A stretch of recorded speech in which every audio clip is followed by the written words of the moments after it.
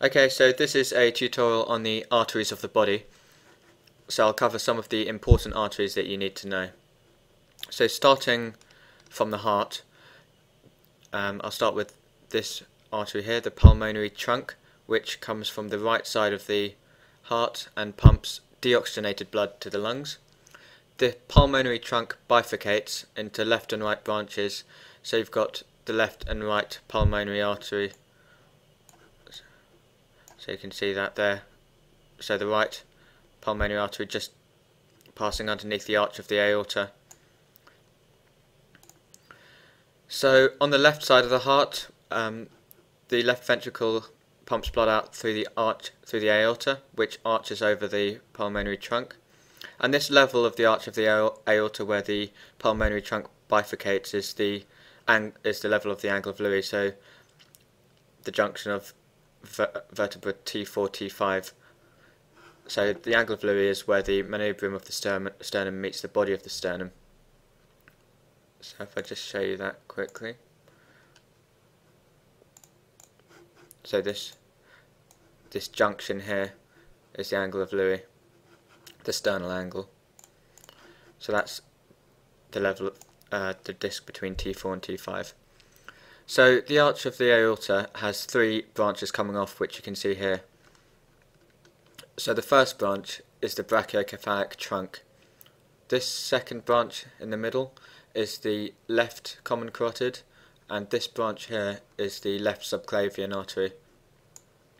So you can remember, there's a mnemonic for remembering the branches of the arch of the aorta. So ABCs, as in learning your ABCs. So A, aorta; B, brachiocephalic trunk; C, common carotid, so the left common carotid; and S, subclavian, so left subclavian. So this branch here, this brachiocephalic trunk, then splits into two branches. You've got the right subclavian here and the right common carotid. So just like you've got the left common carotid here, you've got the right common carotid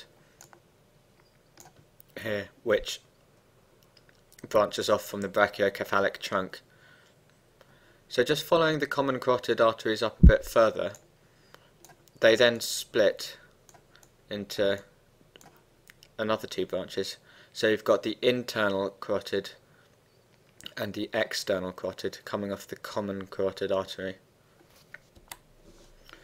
The external carotid artery has loads of branches, and these supply the head and face. So you can see all these arteries on the face. These are branches of the external carotid artery. The internal carotid artery, however, runs straight up to join the base of the brain at the circle of Willis. So this arterial circle at the base of the brain, which supplies the brain, and the internal carotid goes up to meet that.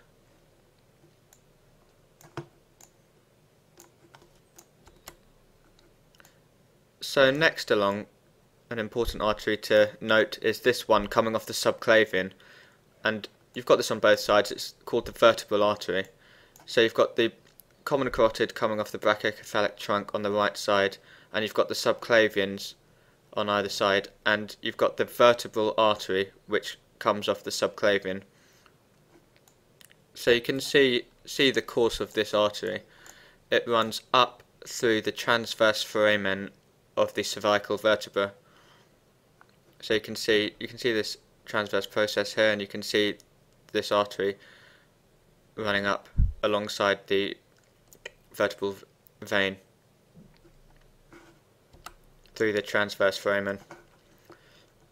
So the vertebral artery runs up, and it meets the basilar artery to join the circle of Willis and supplies the posterior parts of the brain. So that's the vertebral artery, which comes off the subclavian. So I'm just going to follow this course of the subclavian artery, and I'll just show you what that extends down to. So the subclavian artery, you can see it running here underneath the clavicle, and that's why it's called the subclavian. So sub meaning under, and clavian referring to the clavicle, so it runs underneath the clavicle. So the subclavian artery becomes the axillary artery, and it becomes the axillary artery at the level of the lateral margin of the first rib. So the axillary artery runs here. So the axilla refers to the armpit, so it runs in the armpit region.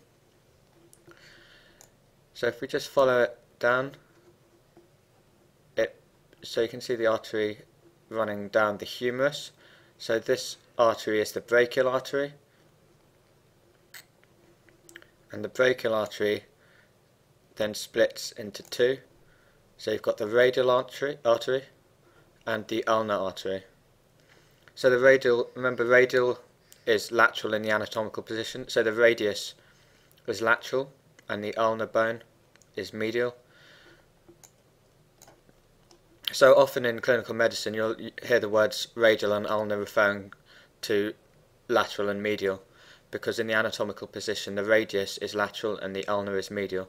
So the radial artery runs along the radius and is lateral and is on the thumb side, and the ulnar artery runs along the ulnar side and is medial and is on the side of the little finger. So following the artery a little bit further down, we can see the blood supply of the hand, and you can see these arches here. So this is the superficial palmar arch, and you've got the deep palmar arch. So the superficial arch is obviously closer to the surface of the palm because it's superficial, and the deep palmar arch is deeper, obviously. So the superficial arch, as you can see, is further towards the fingertips, so it's more distal, and the deep palmar arch is more proximal.